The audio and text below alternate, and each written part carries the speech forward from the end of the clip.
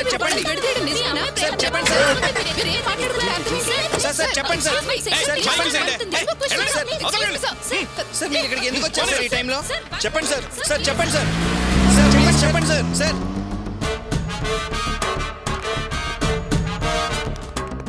Madam madam మీరు చెప్పినట్టు వాళ్ళు రౌడీలతో వచ్చారు మీ ప్రాబ్లం ఏంటి మాకు క్లియర్గా చెప్తే మా మీడియా ద్వారా మీకు సపోర్ట్ ఇస్తాం నేను చెప్తానండి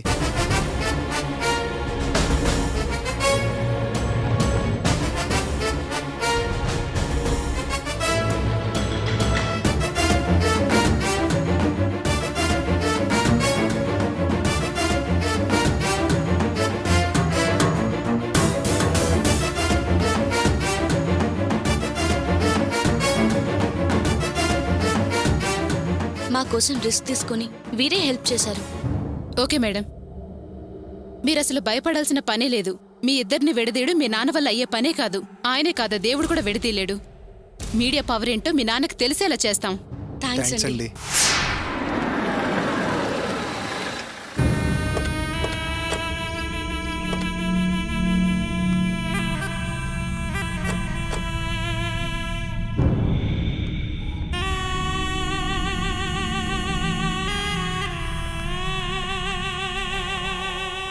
అన్నా ఫస్ట్ టైం మనం ఓడిపోయామన్నా. ఇంతవరకు ఏ పనిలోనూ ఎప్పుడు మనం ఓడిపోలేదన్నా. అంతా అయిపోయిందన్నా. రేయ్ పత్రికల వాళ్ల పవర్ ఏంటో నాకు బాగా తెలుసురా. వీళ్ళు చాలా తెలివిగా ప్రవర్తించారు. వాళ్ళకెంత ఆదరణ లభించిందో చూశారుగా. మనం తొందరపడుంటే క్షణంలో ఈ న్యూస్ అంతా సిటీ అంతా బాగేది. రేయ్ వాళ్ళు ఎన్నిసార్లు ప్లాన్లేసినా జీవితంలో గెలవలేరు. నేనెందరికో పాఠాలు నేర్పాను, కానీ నా కూతురు నాకే గుణపాఠం నేర్పింది. సర్లే మీరెళ్ళండి. అన్నా వెళ్ళండి.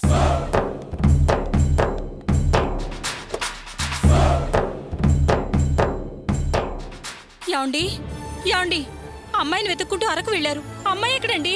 మీరొక్కరే తిరిగొచ్చారేంటి? ఫోన్ చేస్తే సరిగా సమాధానం చెప్పలేదు.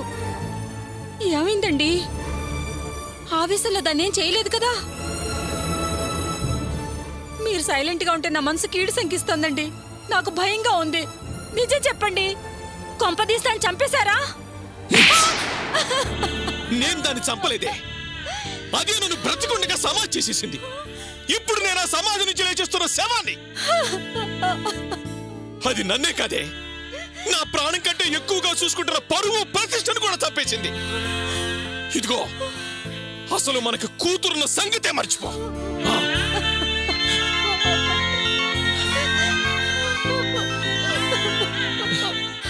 హలో, ఏంటి సార్ ఎలా చేశారు? అమ్మాయిని వెతుకుతూ అరకు వెళ్లారు. అక్కడి నుంచి ఒక ఫోన్ అన్నా చేయలేదు. కనీసం హైదరాబాద్ వచ్చాకన్నా ఒక్క ఫోన్ చేసి ఉండొచ్చు కదా. మీ పార్టీకి మీరు మాకే ఇన్ఫర్మేషన్ ఇవ్వకుండా వాళ్ళని తరుముతూ ప్రెస్కి దొరికిపోయారు. మీడియా వాళ్ళు వాయిస్తున్నారు. మొన్న కమిషనర్ గారు పిలిచి తిట్టిన తిట్టు తిట్టకుండా తిడుతున్నారు. అయితే ఇప్పుడు ఏమంటావయ్యా? నేనంటాం కాదండి, మీరు అసలు టీవీ చూడలేదా? అర్జెంటుగా ఒకసారి టీవీ ఆన్ చేసి ఒకసారి న్యూస్ ఛానల్ చూడండి.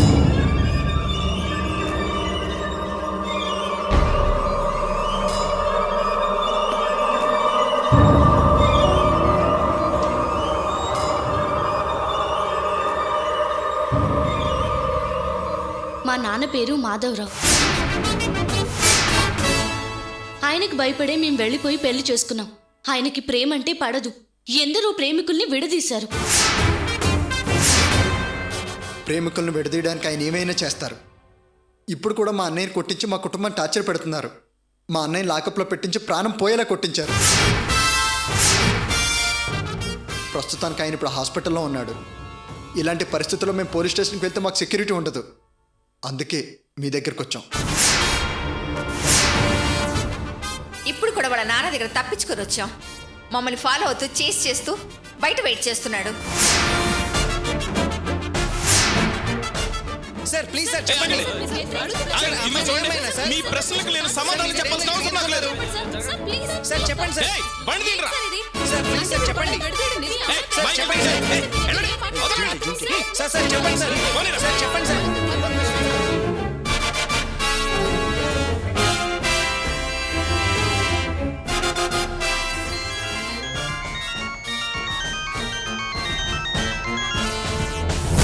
చూసారా సార్, వాళ్ళు రిపీటెడ్గా వాటినే చూపిస్తున్నారు. మీకు హెల్ప్ చేయబోయి నేను బోన్లో ఇరుకున్నట్టయింది. అనవసరంగా వాళ్ళ అన్నని తీసుకెళ్లి లోపల పెట్టడం వల్ల డిపార్ట్మెంట్ ముందు తల దించుకుని నిలబడాల్సి వచ్చింది. సరే, నా విషయం వదిలేండి, నేను చూసుకుంటాను. మీరు మీ బలం చూపించే ప్రయత్నం మానుకోండి. దానికోసం వాణ్ణేం చేయకండి. ఈ విషయం సిటీ అంతా తెలిసిపోయింది. వాళ్ళకేమైనా అయితే డెఫినెట్ గా కారణం మీరే అవుతారు. ఆ తర్వాత మిమ్మల్ని ఎవ్వరూ కాపాడలేరు. ఇప్పుడు మీరు చెయ్యాల్సిందల్లా ఒకటే, జరిగింది మర్చిపోండి. వాళ్ళ ప్రేమను అంగీకరించండి, లేదా కూతుర్ని మర్చిపోండి. సార్, నేను మీ మంచి కోరే చెప్తున్నాను. ఆ తర్వాత మీ ఇష్టం.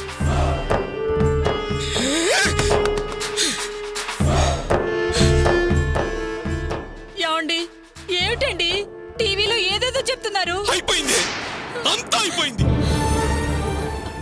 జరగాల్సిందంతా జరిగిపోయింది. ప్రేమ అనురాగాలతో పెంచిన కన్న కూతురే కళ్ళల్లో కారం కొట్టింది. నా కన్న తండ్రి నన్ను చంపడానికి చూస్తున్నాడని దేశం మొత్తం తెలిసేలా టీవీలో చెప్పింది. చూసావుగా, నీకు అర్థం కాలేదా? ఇక మనల్ని మన బంధువులే కదే, రోడ్డును పోయేవాడు కూడా ఉమ్మేసేలా చేసింది. నాకు జరిగిన అవమానం చిన్నది కాదు. ఆ వాసుగాడి కుటుంబం అంతా నాకు అవమానం జరిగేలా నా మొహం మీద కాండ్రించి ఉమ్మేశాను. అయినా నేను దానికోసం వెతుక్కుంటూ వెళ్ళాను. అందుకే ఈ అవమానాల మీద అవమానాలు. ఛీ, అసలు నేను ప్రాణాలతో బ్రతకడం అవసరమా? ఏమండి, ఎందుకండి అంతంత మాటలు మాట్లాడతారు? అది ఎటుపోతే మనకెందుకండి? అది లేకపోతే మనం బతకలేమా? మీరే అలా మాట్లాడితే ఎలాగండి? మనకు అసలు అమ్మాయి పుట్టలేదనుకుందా? ఇప్పుడు ఇలాగే అంటావు. రేపు నీ కూతురు ఎదురుపడగానే ఆదరించేసి క్షమించేస్తావు. ఇదిగో, దాన్ని దగ్గరికి తీసినా, దాన్ని ఇంట్లోకి రానిచ్చినా నిన్ను నరికి పారేస్తాను. నేనెందుకు మాట్లాడతానండి? నాకెవరైనా మీ తర్వాతేనండి.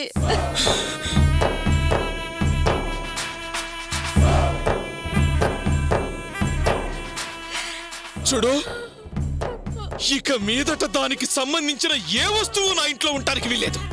అన్నిటిని కుప్పగా పోసి తగలబెట్టాయి.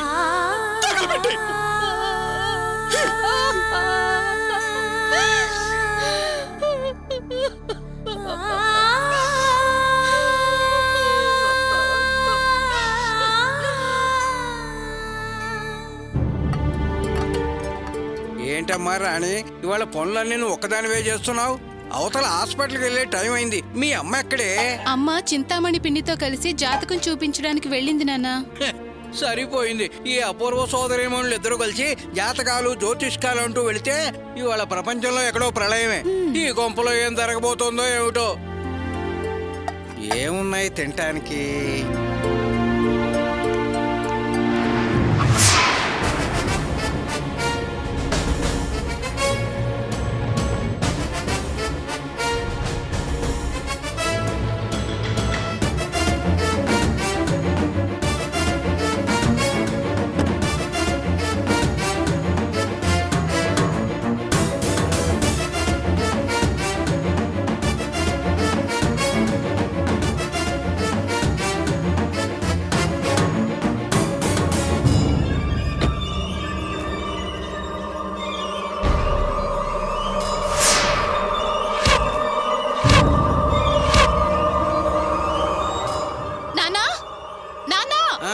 ఏంటమ్మా?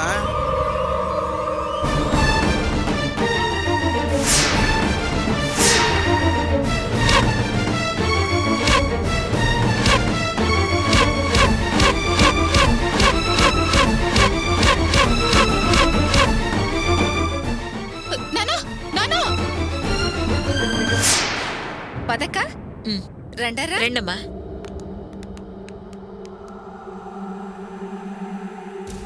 ఏంట్రా అలా నిలబడ్డావు? ఇది మనిల్లురా. అదేంట్రా అలా భయపడుతున్నావు? మన ఇంట్లోకి మనం రావడానికి కొత్తగా ధైర్యం కావాలా? అక్క ఏంటిది? ఏదో మామూలుగా పిలిచినట్టు పిలుస్తున్నావు, క్యాషువల్ గా పిలుస్తున్నావు అక్క. పెళ్లి చేసుకొని మొట్టమొదటిసారిగా గృహప్రవేశానికి వచ్చిన పెళ్లి కూతురు పెళ్లి కొడుకును. వెళ్ళక్క, హారతి తీసుకొచ్చి లోపలికి పిలు. అలాగే అక్క. పదండరా, పదండి పదండి. ఆగా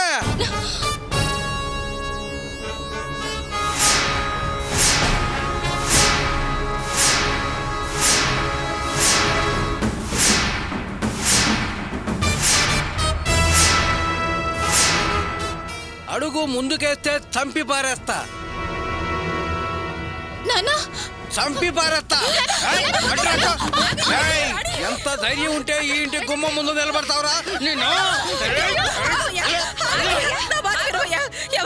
వాడు మన కొడుకయ్యా. ఏయ్, నోర్మై. ఎవడే మన కొడుకు? వీడి మూలంగా ఎన్ని అవమానాలు పడ్డాం, ఎన్ని బాధలు పడ్డాం. మన మీద, మన బతుకు మీద మనకే అసహ్యం కలిగేలా చేశాడు వీడు. వీడు వీడు కొడుక. వీడి మూలంగా గోపి ఎన్ని బాధలు పడుతున్నాడు. తిండి చెప్ప లేకుండా ప్రాణాలతో చెలగాటాలు ఆడుతున్నాడు. ద్రోహే వీడు, ద్రోహి. వీడు వదలకూడదు.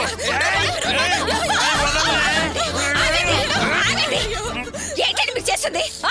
ఏంటి మీరు చేస్తుంది? మీరిద్దరు కలిసి వెళ్ళి వాడికి పెళ్లి చేసి తీసుకొస్తున్నారా? ఏం తమాషా చేస్తున్నారా మీరు? ఏమయ్యా, ఏంటయ్యా ఏంటయ్యా మాటలు? మన వాడు పెద్ద ప్రమాదం నుంచి తప్పించుకుని వచ్చాడని అక్క ఫోన్ చేస్తే వాడికి ఏమైనా అవుతుందని నేనే వెళ్ళి తీసుకొచ్చానయ్యా.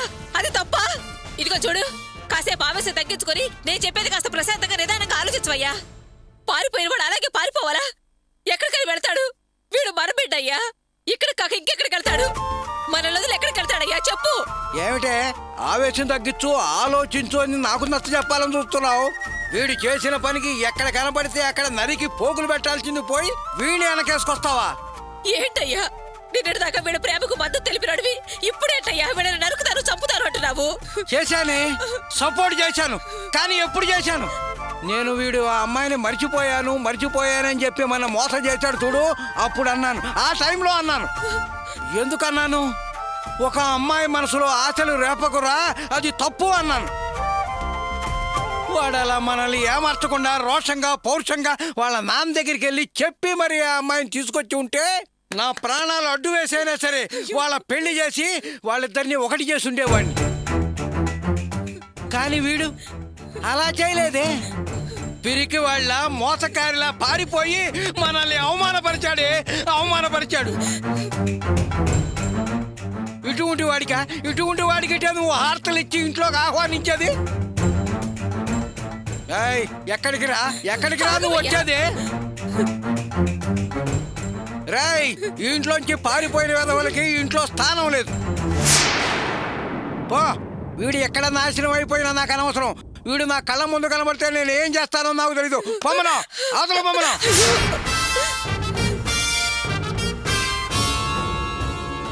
నాన్న, మీ కోపంలో న్యాయం ఉంది.